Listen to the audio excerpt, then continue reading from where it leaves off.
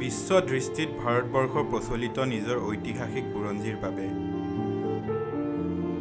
মানৱ সভ্যতাৰ বহু ৰহস্য যেন সোমাই আছে ভাৰতবৰ্ষৰ বুকুত।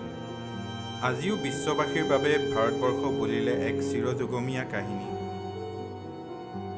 পৃথিৱীত এনে বহু ৰহস্য আছে যাৰ উত্তৰ বিচাৰি উলিয়াবলৈ আজিও সক্ষম হোৱা নাই মানৱ সমাজে।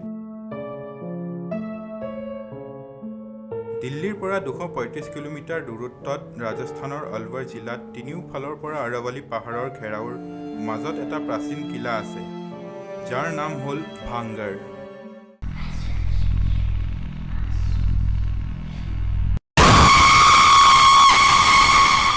এই ঠাইৰ লগত জড়িত বহুতো ৰহস্যময়ী কাহিনী আছে।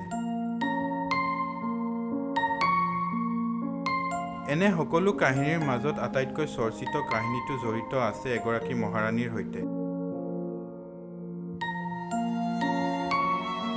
এসময়ৰ ভাংগৰৰ মহাৰাণী ৰত্নাৱতীক এক অভিশাপ দিছিল এজন তান্ত্ৰিকে।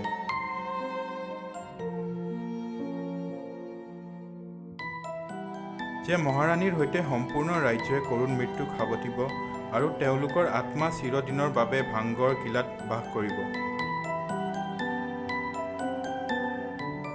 আজিও এই কাহিনীত বহু লোকে বিশ্বাস কৰে, সেয়েহে এই ঠাইত দিনৰ ভাগতো যাবলৈ ভয় কৰে। ভাৰতীয় পুৰাতত্ত্ব বিভাগে যিয়ে এই ঠাইৰ চোৱা চিতাৰ কাম কৰে, তেওঁলোকে ঠাইখনত প্ৰৱেশৰ বাবে বিশেষ নিষেধাজ্ঞা জাৰি কৰিছে।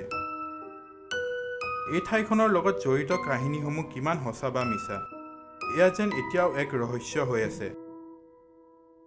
নিউজ ডেস্ক ৰিপৰ্ট, ৰেড জোন।